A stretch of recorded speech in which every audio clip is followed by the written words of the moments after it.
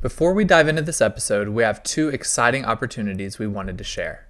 The first is that degree credit is now available through Biblingo. Biblingo is excited to partner with Campus and Kingswood University to provide undergraduate and dual enrollment degree credit for the completion of Biblingo lessons. Degree credit is available for both Greek 1 and Hebrew 1. Each of these courses are worth 3 credit hours. For more information, check out the link in the description of this episode. The second opportunity is that registration is currently open for our online instructor-led courses. These courses combine the Biblingo app with live, tailored training from passionate instructors and a small cohort of dedicated learners. We're currently offering our Level 1 courses for both Greek and Hebrew. These courses are perfect for beginners or those with some experience who want to refresh or strengthen their language skills. You can learn more and register through the link in the description of this episode. Now let's dive into the episode. Welcome to the Biblical Languages Podcast, brought to you by Biblingo. We bring together the latest research in linguistics, language acquisition, and biblical studies to better understand the biblical languages and ultimately the biblical text.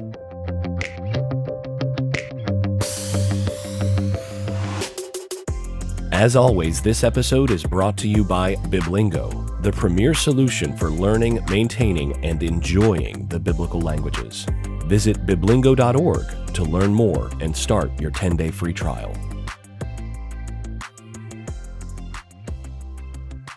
I'm Kevin Grasso, your host for this episode, and I'm excited to talk with Dr. Scot McKnight today about his new translation of the New Testament called the Second Testament. Welcome to the show, Scot. Thank you very much, Kevin, for having me. Yeah, so probably everyone knows who Scot McKnight is, but maybe you can tell us, in your own words, a brief bio about who you are. Okay, I'm a professor of New Testament at Northern Seminary. I've been teaching 4 decades in seminaries and undergrads. And I'm an author. I've been married to my high school, junior high sweetheart since, so we've been married almost 50 years. We have 2 children and 2 grandchildren. And we've lived in the same home for almost 40 years. 37 years. So I'm closer to the end of my career than the beginning of my career, like you, but I've loved what I've done. And this was a wonderful invitation that I received from InterVarsity's John Boyd to translate the New Testament in a way that was more like John Goldingay in his First Testament than like Tom Wright in his Kingdom New Testament. And if you may know, their Bibles were combined.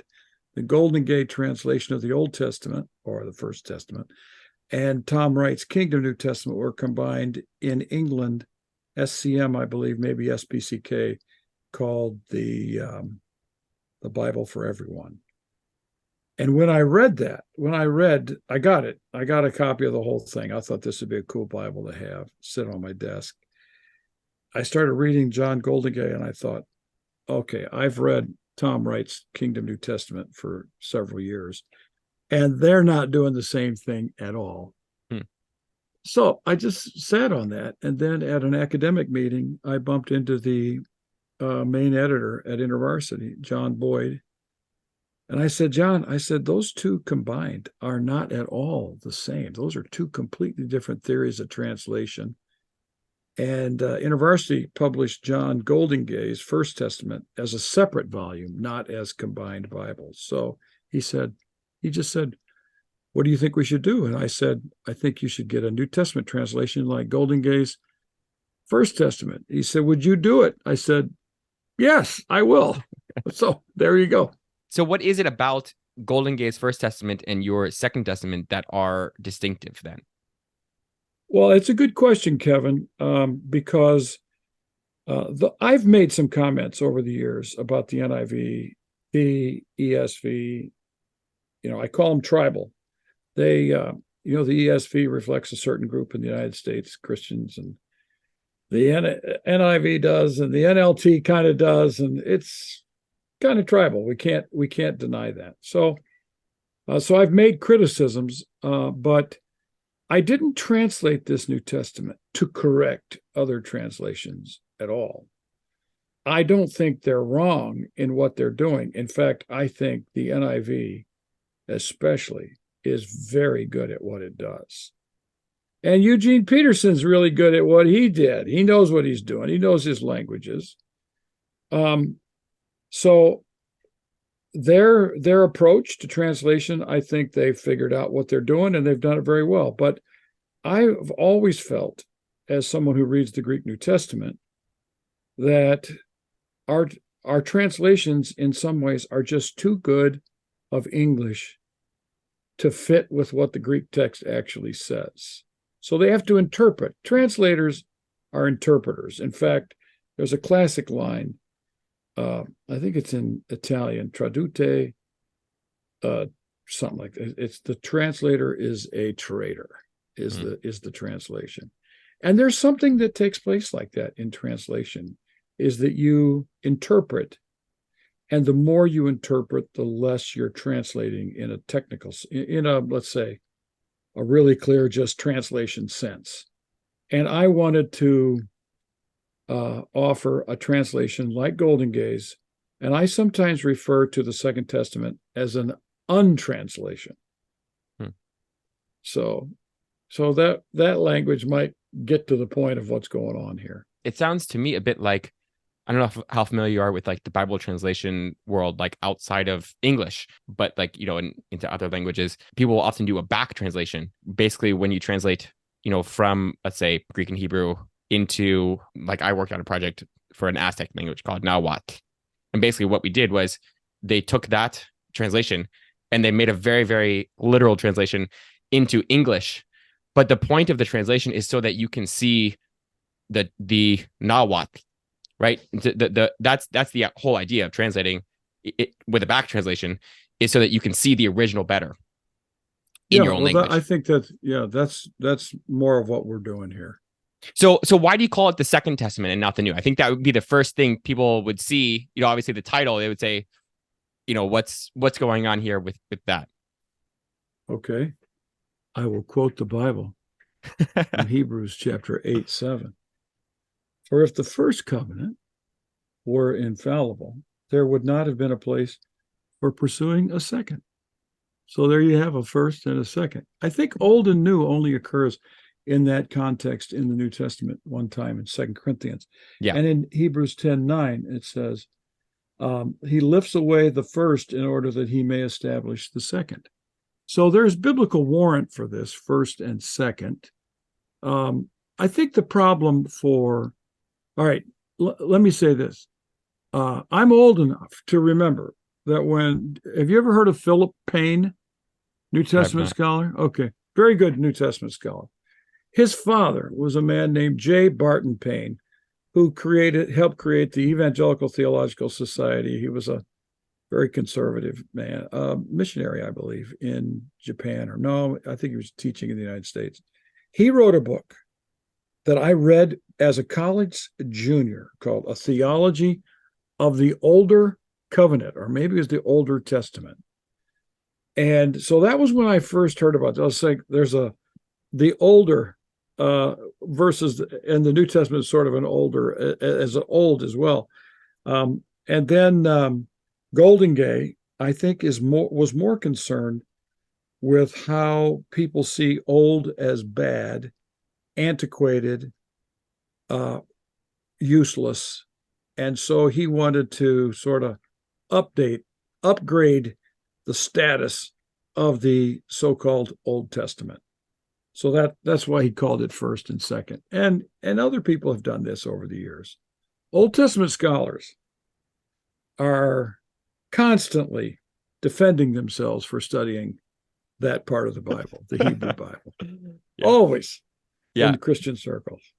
It is interesting. I mean, in Israel, it is much more common to call the proper terms like Hebrew Bible, right? But Old Testament is a bad word, right? that is very much They don't like calling it the Old Testament. And so that's what, how I kind of read it. I think Messianic, I think you're talking about Messianic Judaism, right? Yeah, I think they would like first and second.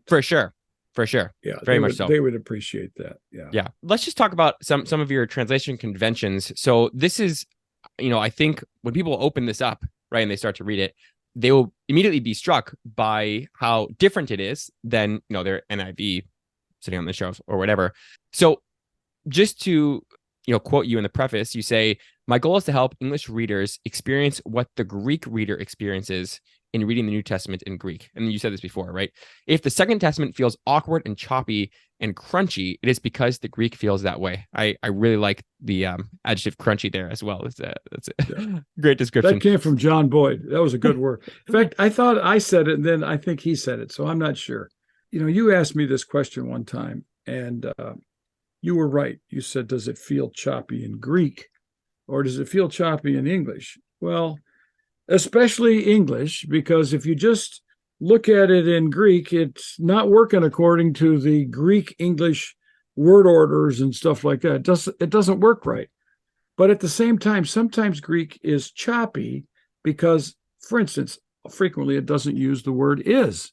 You have to supply it. Sometimes it has the order of words a little bit out of order the way we think. It has sentences that are incomplete. It has a thing that we call a genitive absolute, which in many ways, the word absolute doesn't make a whole lot of sense to most people who read English, but it means something that is there that is not connected to what follows. And so it doesn't really work quite right. So English translations make it work better in English. And that's what I leave alone. I leave it as disconnected from the main sentence. So I want people to look. I know of someone who's actually translating the Gospels, and I think the whole New Testament, and using the word order of the Greek sentence. Now think about that. It won't work. I can guarantee you it won't work in English. That's too far. I want people to supplement their normal translation with the Second Testament to get a little bit more, a sharper profile of what that sentence was like, so they can say what the NIV, the ESV, the NLT, whatever translation they're using, actually is doing to the Greek itself, to interpret it, to make it sound like an English equivalent, which is what they do. So would it be fair then that your like kind of purpose for this is so that they would read it with another English translation to compare? Exactly. Just as John Goldingay said about the First Testament, it is for people who are familiar with the English Bible, and this is a supplemental text. It's not meant, in a sense, to read from the pulpit on Sunday morning. I mean, sometimes I would like for that to happen, and I think it can happen. But others are not quite that clear for people. If they saw it in writing, they could make sense with it. But it is a supplemental translation. And I also think, Kevin, it will be really helpful for Greek students who are learning to read the Greek New Testament, and they need some cribs, they need some helps. Mm-hmm. And this could be just an immediate opener for them. They could think, oh, that's what's going on here. Yeah, that's great. I think when you frame it in that way, it makes more sense when you just, open up a passage to see what you're doing. So One of the things you also say in the preface is that you try to choose one English word for one Greek word. And this is something that, it would be consistent with what we've said anyway, right? Just trying to reflect the Greek more. How do you pick which word? So, I'm particularly thinking here of, you have a section on like theological words. And I think that's one of the things, again, that when people open this up, they will immediately be struck by, things like John the Dipper, right? They will think, oh, that's really different, right, than John the Baptizer or the Baptist, right? How do you pick these words, right? And why do you, kind of intentionally translate some theological words, you can like de-theologize them. Okay, those are two questions, and they are really get to the heart of the hard work that I had to do. There are some simple words like erkomai, I come, I go, paruamai, I come, I go. But I wanted to use a different English word for each of those Greek words as consistently as possible, and every time if possible, in order that English Bible readers, in a sense, could see that the same word is being used if they remember it from a different context. Well, I decided that the word paruamai, it comes from the Greek, the noun is pareia, and it means a journey or a trip. So I use the word journey for paruamai. I make it a verb. He journeys somewhere. And I was able to do that, I believe, every time that word occurred. There are other words where I did not feel that I could actually pull this off. But I'll give you one story. My editor, she made a suggestion. She said, I don't like your translation of this word. It was in Matthew's gospel. I said, okay, this word occurs 74 times in the New Testament. Did you look up all 74? She said, okay, I see what you're doing. No, and I'm not going to look up all 74. And that's what, Kevin, that's what was really hard. There would be times I'd get 50 words, let's say a word occurs 75 times. I'd get 50 words deep and I'd say, this is not going to work. I'm going to have to do another word or use more than one English word. And sometimes I did. Now, here's a good example. Pistis, pistuo, faith, I believe, I trust. An allegiance. I knew that this word has different senses in such a way that I didn't think there was one English word that could do all the uses. So I use 3 different words. Sometimes I use to trust.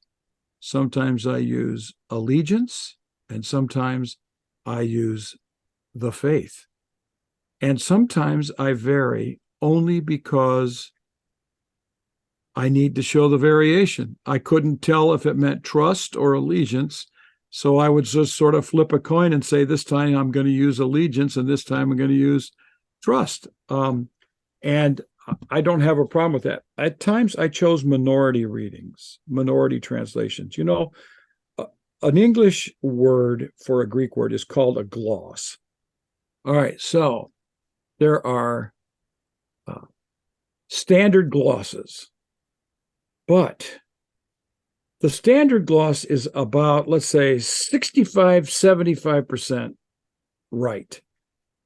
And a minority gloss is never chosen because it's always more likely that it means. And sometimes I've chosen minority glosses just to give that word some play in the New Testament. Okay, now theological terms. This is one of the first things that I realized in translating, because the process of translating was in some ways surprising. I've been reading the Greek New Testament since I was in high school. I taught myself a beginning Greek grammar. I had no idea what I was doing. I pronounced it an aorist tense. I didn't even know how to pronounce these things. I had no one to tell me. I just was reading it in my bedroom. And then I took a lot of Greek in college, read most of the New Testament while I was in college. But what I've learned in translating is how Christianized the lexicon that we all use is. Bauer, Arndt, Gingrich, Danker, which is an amazing accomplishment over time by great scholars. Bauer was good, Arndt was good, Gingrich was good, and I knew Fred Danker, and we talked every year in an academic meeting about what he was doing.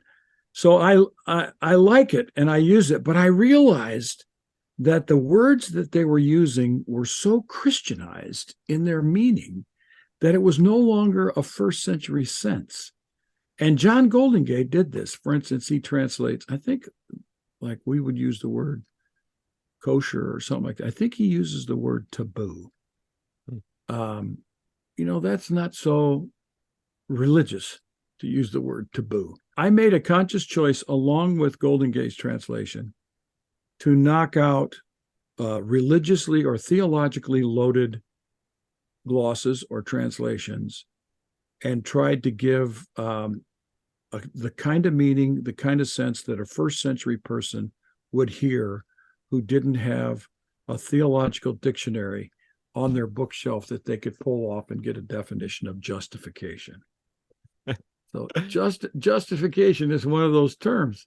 It's so loaded in theological history that it's way beyond what anything Paul would have meant when he used the word dikaiao or dikaiosune. So I just used the word right. And if you know, you're not old enough to know this, but when E.P. Sanders was doing his great work in the early 80s, he translated justification right. I think he translated rightwisen. I think he did. And then, the verb as rightify. I don't know if he did that. I think it was rightwisen, but then rectify was the translation of the apocalyptic people. They use rectify. Now that's Latin, a Latin word made abstract. So there have been people who've tried, but I did all I could to just use the simple word right.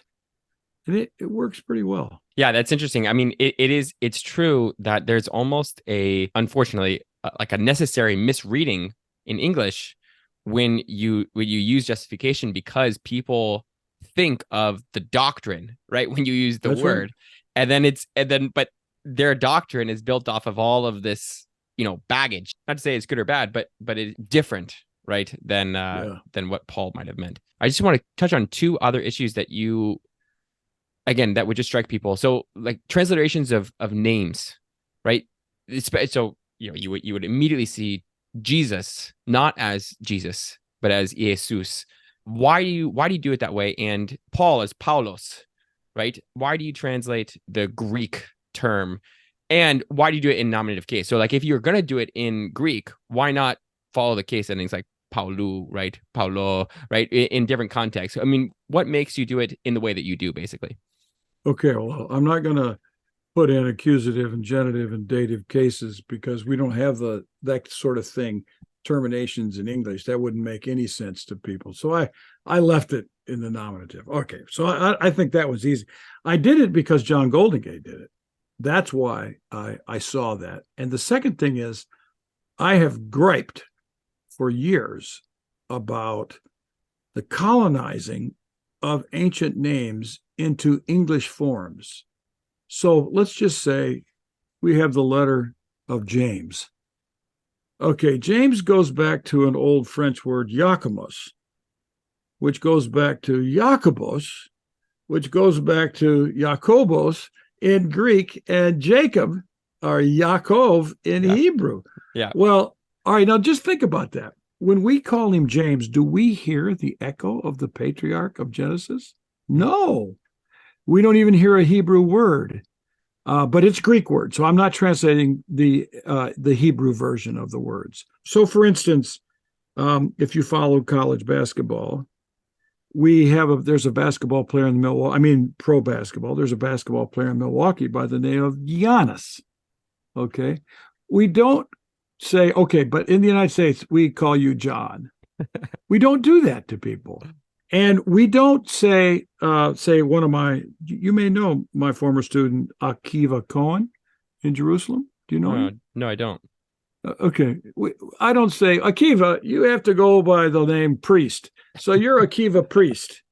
We don't do that. So Goldingay did it. And because I think it ruins the evocations of what those terms were. But more importantly, it takes us back in time to the New Testament period, and it moves us culturally out of English in America into a Greek world. That's why I want to do that. I want people to say, my Greek friends, who, when I tell them what I'm doing, they go, I'm so glad you're doing that. These are our Greek names. Leave them alone. So, All right. So that's why. And of course, I'm not going to do the different cases. I've not been asked that one. Why not put it in accusative? Well, it's interesting because, Paul is actually pretty close in Greek and English, right? But the only difference is the os, the nominative case ending, right? So if you just take off the case ending, it's actually, and so I think there, like, you can see this echo, right? You can just, when you're reading the Greek New Testament, you immediately see, Paulos, that's Paul, right? Jesus is much harder to see, right? Or, and some of these other ones are even harder, right? I would not put, and neither did John Goldingay, we're not going to put Greek endings on Greek names because people don't know what these Greek endings are. They'd go, why is it sometimes Paulos and sometimes Paulu or Pauluf and sometimes Paulon and sometimes Paulo? What's going on here? Well, then you got to explain cases in Greek. Well, that doesn't work. I'm not advocating for that. I'm just, just pointing out, like, that's what people will, when they see it and they see Paulos, or they'll say, oh, okay, like, that is the just nominative ending, right? Yeah. For Paul. So last question before we get into like some specific questions about how you're translating some things. And I think this is, I mean, we've touched on this before, but how would you describe your translation in terms of the literal versus dynamic equivalence spectrum? Because people are gonna, that's kind of their terminology that they use, right? I mean, from what we've already said, you seem to be very much on the like literal spectrum if we're going to use that terminology. And how, and you said basically this would be used for really comparing to more dynamic translation. So how do you envision this, helping people understand the text better in that way? It's a good question. When I began, I taught Greek exegesis for 12 years, beginning Greek, etc. Then I started teaching undergrads, and I didn't teach this. And then I went to hear a lecture by Doug Moo, who's on the Committee of Bible Translation for the NIV. And I heard him refer to the theories as word for word and thought for thought. And I thought, nobody uses that anymore. I don't hear that from anyone. Well, he said, yeah, it's used quite a bit. So I don't know all the language that some of these translation theorists are using for, let's say, the dynamic that is involved or lack thereof in translating. But I used to always teach Eugene Nida and the committee, that group out of their Society of Translations, and I always liked the idea of formal equivalence and dynamic equivalence. I like that language. It works for me, and I think it provides the sort of the options. And a dynamic equivalent is sort of a, how would I say, gird up my loins in English in a way that would make sense, because nobody knows what girding up loins is about. So you say, tuck in your belt, pull up your pants, pull up your sleeves, something like that, right? Put on your work clothes. Those are dynamic equivalents. A formal equivalent, King James Version, gird up the loins of your mind. Doesn't make a lick of sense for most people today, but that's a formal equivalent. So my translation, the Second Testament, intentionally is formally equivalent, more so than any English translation I'm aware of. So I'm quite happy to tell the ESV people, if you want a formal equivalent, I've got it for you. Now, they're not going to agree with me when I use siblings instead of brothers, so I vary at times. But it leans very much toward the formal intentionally, so that people can see what English translations that they're using is doing, what they are doing, and that they can compare it and sort of see the simpler structure that was actually involved in the Greek text. Yeah, it is interesting because, I mean, a lot of people in that circle kind of view formal equivalence as like more faithful, it can be seen as like, oh, I'm being faithful to the original. Interestingly, on the other side, they think the same thing. because they're trying to get to the meaning, right? Yeah, the 1984 NIV is more formally equivalent than the ESV. And the ESV, when they first came out, there was some inappropriate braggadocio with some of the ESV people about how they were more accurate. And that language really carried the day with a lot of people, and it still works for them, and that's fine. The ESV is a reliable translation, but it's on a spectrum, as the word you used. It's on a grading system. At times, it's more of a dynamic equivalent. At times, it's more formal. But where it was formal is where their theological lines and their needs for a translation crossed. That's where they wanted to use their formal equivalents. Right. And that's why I said They won't like that I translate adelphoi, commonly translated brothers, as siblings. Right. And well, of course, it is one of these words that does carry both of those meanings. And because you are trying to pick one Greek word for one English word, right, you kind of have to pick which one to go with. That brings us to some of your actual choices. One question I had that struck me as I was reading through the Sermon on the Mount was God blesses for makarioi. Makarioi, hoi pitokoi into pneumati. So it's it's normally blessed, right? That's the normal way in most translations. So in this case, right, it is more dynamic, right? In the sense that there's no God there, right? It's just makarioi. Why do you translate it as God blesses, and how do you get there from the Greek? Okay, it's a fair question, and it isn't an instance where I have a more dynamic equivalent. One of the things I'm trying to do is disturb the familiar. The biggest problem in Bible reading is familiarity, and it was so difficult in translating because I knew what the text said before I translated it, and it was hard to resist the familiar. And I found myself just going in the familiar direction because I wasn't thinking clearly enough or hard enough. And I had to go back and correct things because I was just, okay. So the word makarioi, of course, has a long Hebrew history as well. Not, of course, makarioi, but ashrei, etc. Not shalom. What am I thinking of? Barakot. Baruch. So I have studied this word for years.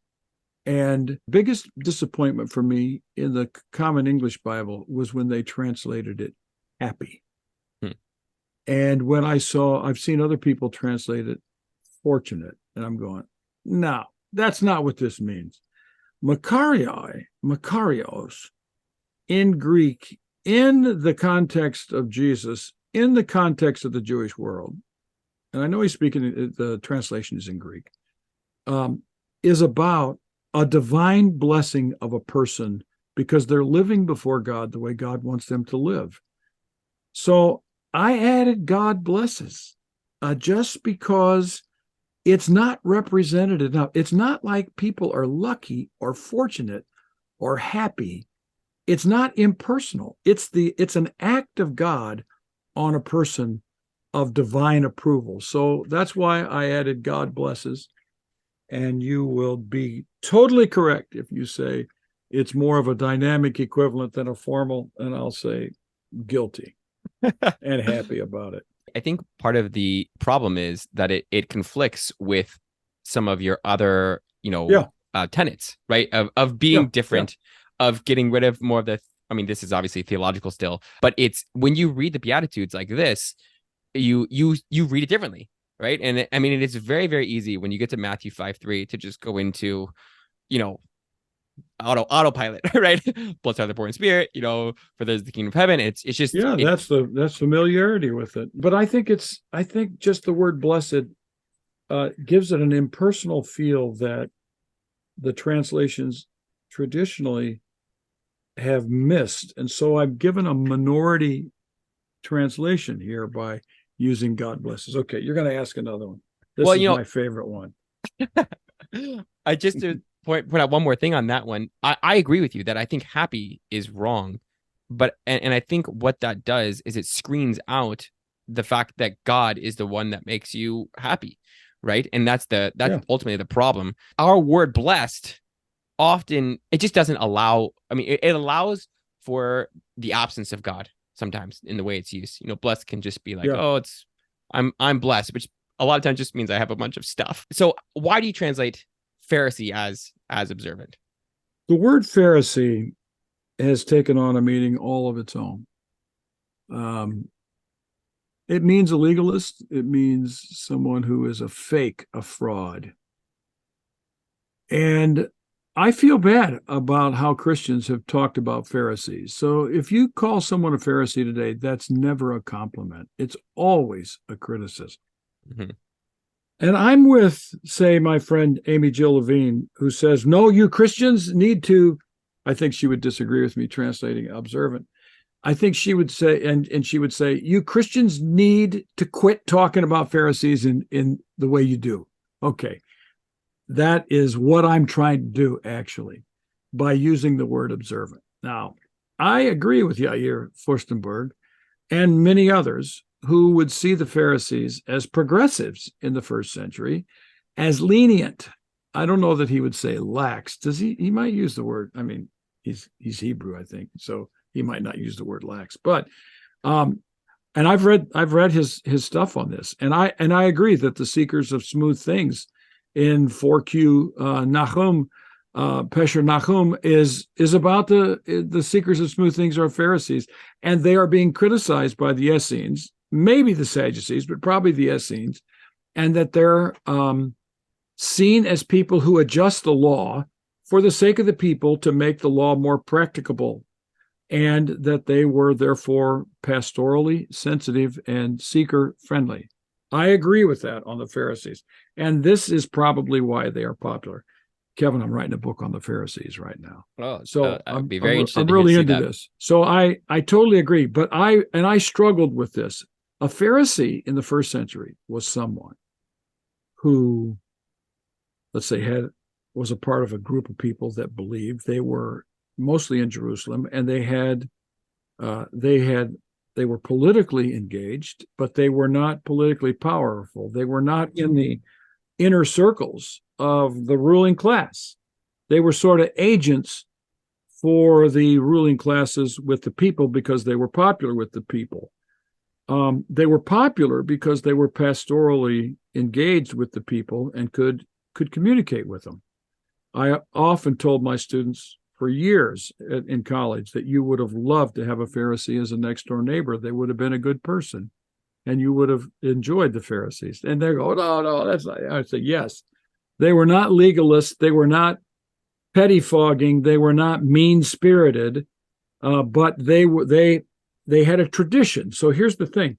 A Pharisee is someone who precisely interprets the Torah like evangelical Christians in the United States, and observes their interpretations, their development of what the text says, and they try to teach, let's say, try to get other people to live that way as a way of living the Torah before God. So what was the word I was going to use? I don't think the word Pharisee is going to work with the readers who will read me. So I wanted a stunning term that would shock them out of that, and they're not going to find any Pharisees in my translation. They're going to find the observant. Now, an observant person today is a person who follows halakha, the halakot. An observant person is someone who takes their Jewish faith seriously enough. And I have lots of Jewish friends. We live in a community with lots of Jewish people. And I've had lots of conversations. I can remember one man I knew named John who said, "I'm not terribly observant." That's how he would finish whenever he talked to me, because I knew about Judaism. So to me, I chose the word observant because it's positive, and it says that they are following the Torah as they interpret it. But at the same time, if you read the New Testament, the Gospels, Matthew 23, you're going to find out that Jesus disagrees with them quite a bit. So, yeah. But he disagrees with them over their halakot. Yeah, it's interesting. Then, really it is observant of halakha, and that is a different thing, right, than observant of Torah, right? Everyone had their own halakha that they were trying to follow, right? And so people were arguing whether they were following Torah in the right way or not. Yes, right? That's exactly right. And I don't think there's a whole lot of, I think in Jerusalem, in the elite classes, they were debating these sorts of things. But I do think that Josephus is more accurate than not accurate, that the bulk of the people followed the Pharisaic interpretations of the Torah. So that doesn't make everybody a Pharisee. But I think the Pharisees made the law doable in ways that made the ordinary people basically Pharisees in their observance, if they followed the halakha. But here's one thing I would say. I believe that most people think that their interpretation of the Torah is more or less the Torah.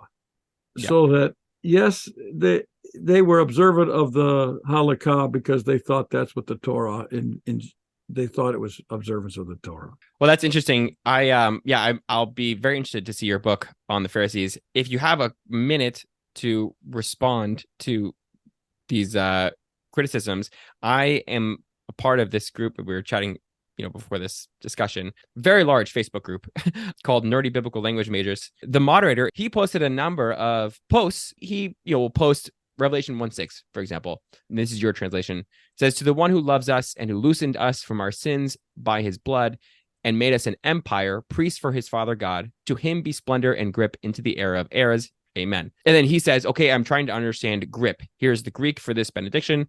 Auto he doxa kaitokratos estus ionas ton ionon. Amen. And then he says kratos. And so this is part of just, a number of posts, like I said, of him questioning your translation, a lot of times questioning your understanding of the Greek or your choice of words to reflect the Greek. How do you respond to something like this where people are, questioning the translation because it's something very different and they're saying it doesn't accurately reflect the Greek New Testament? Well, I'm not going to tolerate them to say it's not accurate. I know it's accurate, but they might prefer a different accuracy than what I prefer. But like, he doesn't like the word kratos. Well, I use the Greek word krateo. I translate it as grip. So when I got to the noun, I used the word grip. Okay, so I can live with that. He doesn't like the way I translate basileia. Okay. All right, this is an interesting word, and I think it has ambience. And I think the word, okay, let's stay with this. He doesn't like that I use the word empire. And doesn't he make the statement that the word basileia is not used for the Roman Empire in Greek writings, is what he says. Yeah, and these are actually, that's, to be fair, these are some of the comments. But yes. Yeah, I don't know that the Greek word basileia is never used for the Roman Empire. I don't know that. But that wasn't really what I was looking for. All right. In the New Testament, basileia in the Gospels is used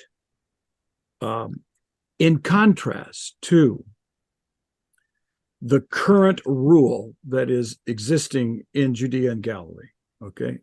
And that word that is used from Herod, say Agrippa, Herod the Great, Archelaus. Okay, you got even New Testament will use Antipas as a king.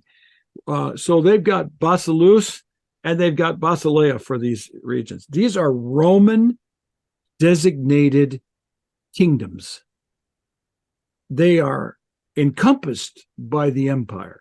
When Jesus calls it the empire of God, he is swallowing up, as it were, colonizing the Roman Empire into the empire of God. So that's why I chose the word empire. I like that word. And I think it does some things that need to be said. Furthermore, Kevin, kingdom is meaningless to most people today because they've used it so many times. In fact, evangelicals use the word kingdom in ways that are positively anti-Semitic. They've wiped out territory and Jewishness when they use the word, and this started in the 19th century in Germany when they tried to universalize this term, and it ended up meaning, in many evangelical circles, nothing more than salvation, and it became the salvation gospel. Well, that's the Greek word basileia never means salvation. It's never paired. You know how parallelism works in the Hebrew Bible. It's never paired with Malkut. Salvation is not. So that was one thing. And I totally disagree with what he said or who someone said about Ionas. So what I did when you sent me this note that someone said that era of eras is not justified. He said, read Greek written by non-Christian Greek readers like Plato. So I look up the Cambridge Ancient Greek lexicon, the brand new one. Mm-hmm. The glosses are life, lifespan, age, and era. So I disagree with that. Plus, olam probably means that as well. So, and that's why it is age to age. That's the idea of it's just going to keep on going.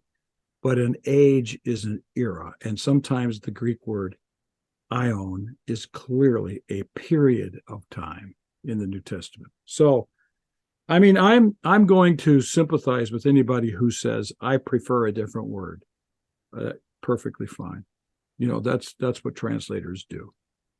But to say I haven't thought through these things or something like that, or to suggest that, that's just not the case. I work through these terms pretty hard. Well, I think part of it is just a misunderstanding of what you're trying to do here. Yeah.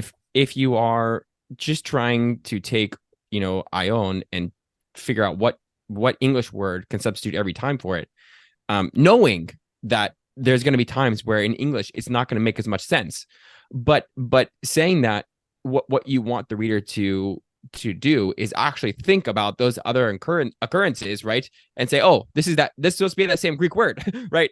And then connect those dots, right? Whereas in a normal translation, they would just get the meaning, right? And it might not be the same English words. I think part of this, and this is one of the reasons why I wanted to have you on here to talk about it, is just because it's kind of irrelevant how Plato and Aristotle and all these people use these terms, right? From your translation philosophy, right? Because you're not trying to pick the best English word. If you include all of the literature, you're trying to pick a word that you've already said, even minority words sometimes to shake people up, and this is one of them to connect the dots. Exactly. Well said.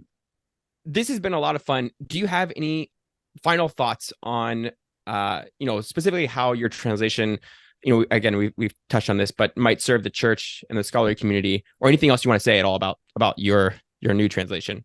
Yes, and I want to thank you again for having me on. This is fun because most of the people who've interviewed me for the Second Testament couldn't even read Greek, so it was a different kind of interview. I want people to understand that I'm not correcting these other translations. I know the NIV works very well for people. I grew up sometimes with the NASB, but I grew up on the King James, more literal, more formal. But I'm following the path set by John Goldingay in the First Testament to provide a more formal equivalent that will give people a bit of a feel for how the Greek text actually works. So I would encourage them to use it as a supplemental reading to their normal reading. I think I'm going to surprise them. I think I'm going to slow them down. I think at times I might frustrate them, but I think one of the best things is they're going, I don't think I've ever read this verse. And then they'll go to their translation and go, oh, I see what's going on here. And that, to me, is a really good thing, is to be asking those kinds of questions of Bible reading. We are so familiar with English translations that sound so common to us. Like the NIV has a philosophy not to use English words above the 12th grade English level, American English level, right? Who says that that's the level at which we should write? Luke did not write at that level. He clearly did not write at that level. He used some language that you don't find elsewhere. Second half of the book of Acts and also the pastoral epistles. This is some very sophisticated Greek. So I wanted to give people a feel for what first century, sort of the level of the expertise of Greek of an individual author. I thought I could do this easier than I could, but with the desire to keep the same Greek word with the same English word, it was more difficult. At times, I was just tempted to make Luke's sentences very sophisticated just because I felt like Luke is sophisticated and I want people to feel that. But if at times you have to look up the word in an English dictionary, I think that's a good word. I think that might have been what people said when they heard Luke. Someone said, what does that word mean? And that would have been fine. So I hope to help people supplement their Bible reading, and I hope it surprises them and blesses them. And I can tell you, I'm getting letters every day from pastors and people, Bible readers, who are really enjoying the translation. So it's been very rewarding. The unfortunate thing is because we're not a whole committee and we don't have 75 different printings that have come out. We find mistakes, and it just irritates the daylights out of it. It's one thing to have a mistake in a book I've written about, let's just say, the Pharisees, but one in the Bible. I don't like the ones in the Bible. For sure. Well, I really enjoyed this conversation. I really appreciate you coming on and talking about, really your heart for having people, kind of wake up to the Bible again. So that's definitely an encouragement. So that's all we have time for on this episode of the Biblical Languages Podcast. Thank you, Scott, for joining us. Thank you. And thank you to all of our listeners out there who have taken the time to listen to the Biblical Languages Podcast, brought to you by Biblingo. We hope you enjoyed the episode.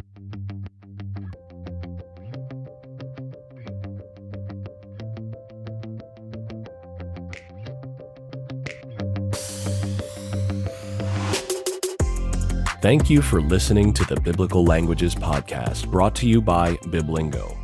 If you enjoyed this episode, be sure to subscribe on your favorite podcast app and leave us a review. You can also follow Biblingo on social media to discuss the episode with us and other listeners. And don't forget to visit biblingo.org to start your 10-day free trial of Biblingo.